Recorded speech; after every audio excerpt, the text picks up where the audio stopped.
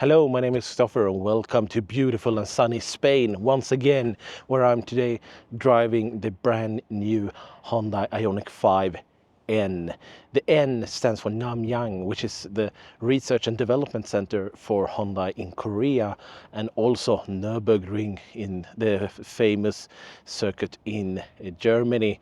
And I'm here outside of Barcelona, and we are about to drive a full range of Ioniq 5 ends here. As you can see, there's a ton of cars here. I've also driven them on the road for some time. I will talk more about that later. But right now I'm waiting to get some lunch and then I get to drive it on the track. You're welcome to join me. If we start by taking a look at the car, we can see that here in the front we still have this black plastic with all the sensors behind it. We have this N badge here. The Ioniq badge is also Hyundai badge. It's also black now. Here we usually have the lights for the Ioniq 5, but not anymore. Here we have air vents instead. Also, we continue with the air vents down here. And if we continue to this side, you can see that we have quite a big rim here. 275, 35, 21. This is the biggest rims that Hyundai has ever used on any car, they say. And this is standard on the Ioniq 5N model. If we take a wider look at the car, we still see that there is a 3-meter wheelbase, which makes this car really good also for families. And we still have all that interior space that we had in the Ioniq 5 still here in this track car, which is really nice. This is, of course, dual motors, all-wheel drive, and we have a total effect of 448 kilowatt or 609 horsepower. Or if we go with N boost, we have 478 kilowatts or 650 horsepower. And in N boost, this car can do 0 to 100 in 3.4 seconds, while 3.5 without the boost. But it comes at a cost, of course. This one has a WLTP rating of just 448 kilometers, which isn't very good when it comes with an 84 kilowatt hour battery. Something that is good, however, is this charging. Ioniq 5 has also always been charging quite fast at just 18 minutes, 10 to 80%. And they say this car will continue to do so, even though it has a larger battery. I don't know what the max DC fast charging is, but they have tweaked the charging curve, they say, just so it can charge in 80 minutes, 10 to 80%. So that's good. And finally, if we move all the way back, we can see here the checkered flags here, but also we have quite the diffuser here. And that is 55 millimeters longer than the normal Ioniq 5, and that is this part here.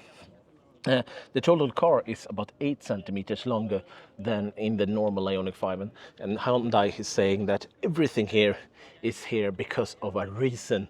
It's not just here for the looks.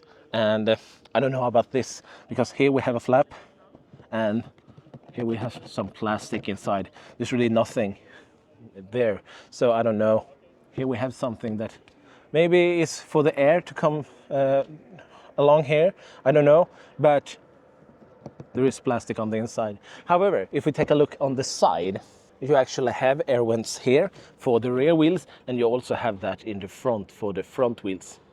If we take a quick look at the interior, we see the steering wheel here that is much nicer than it is in the normal Ioniq 5, and we also have the 2 N buttons at the bottom there where we will push to enable all the N functionalities that you have in this car. It's quite a lot of them. Also, we can see that the bezel for the screens are now black instead of white, much better looking than in the normal Ioniq 5. And also the center console is not adjustable like it is in the Ioniq 5, but here in the Ioniq 5N it is, because we need to support when we're driving fast around the corners. The chairs are also completely different from what we've seen in any of the Ioniq cars from earlier. They look a bit like in the Kia EV6 GT, but these ones sit much more comfortable. Okay, so now I am in the actual car on the racetrack waiting to get started. The car is in N-track mode, which means that the precondition of the battery is cooled in a different way, so that we can drive for longer periods of time, and also that regeneration is used more for the braking system instead of the actual brakes. So the brake comes down in temperature, which is good for dynamic driving. Now we will not do that kind of hard driving today, so I think we will be pretty good, but it's a cool feature to have if you want to go on N-track mode. Okay, so now we're rolling out of the pit here to get on the track. This car has something called N-shift, which means that we can drive it like a manual with the pedals, which normally do regeneration, but with N-shift active we instead use them as shift. So if I would, you can hear the sound here, and I can and then we have to brake here because slow speeds.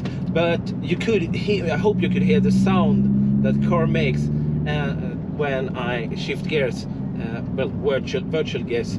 It's super cool and really an immersive experience. It's something like I never heard before of any EV. Some people might think it's weird or really just annoying or something, and you can of course turn this off and just drive it like a normal regular EV. But if you like a sound, why not just have a good sound then? Hyundai sound guys have done an amazing experience with this car. That is something that's what I will remember when I go home tonight. The sound this car makes. And we can shift down here, so, and then we push it, and we can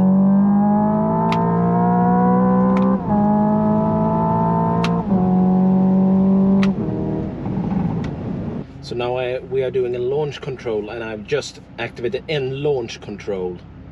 Next control.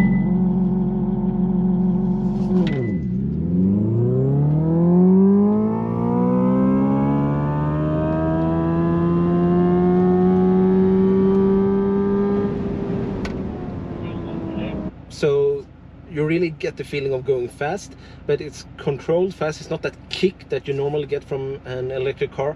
I think they have done something, or just the 2.2 tons, I don't know. But you don't get that kick. I've also turned off N-shift now, so that means that we are just driving a normal electric car. Really, we don't have to shift to get the power. We just have it as normal with an EV, everything at once. But you can still hear the sound, you can still feel the car, and get some form of feel of how much power you are actually putting into the engine. So if we get here and we do this, you can really hear how the engine, or well, not the engine, the sound puts up all the power that it can muster. It's the sound, again, the sound is amazing in this one. So when you're in N mode, you can see the temperature of the motors as well as the battery. So right now I can see that I have 54 degrees Celsius in the front motor. In the rear motor there's 66 degrees Celsius, and in the battery there's 29 Celsius. And that can be good for many reasons. Now we're ready to go. Step by step, I'm going to pick up more and more speed. And that can of course be useful when you're doing driving, more active driving on a track like this. I can think I would like to see more cars to show the battery temperature for preconditioning reasons when you are about to charge. And here is a list of most of the N systems that you have on the car. As you can see, there are quite a few of them, and all of these are made for two things. To optimize the car for a specific task so it can do what you want to do as long as possible. Persistence is key according to Hyundai, and they have taken an example that the Ioniq 5N is the only electric car that can do 2 full laps on Nürburgring in a row. The second thing is to help you achieve what you want to do. Take the N-Drift for example. Have you tried the drifting with an EV before? It's not easy, and Hyundai is trying to help you make it easier. When you have N-Drift engaged, all you do is press the gas pedal to max and keep up with the steering. Now, it's still not easy, but you as a driver can focus on the steering because the car does all the power-related stuff for you.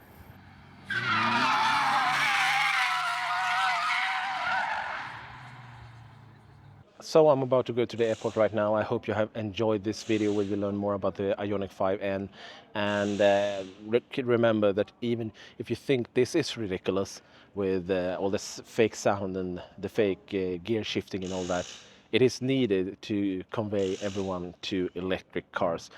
Have a nice one, and we see each other in another video. Goodbye.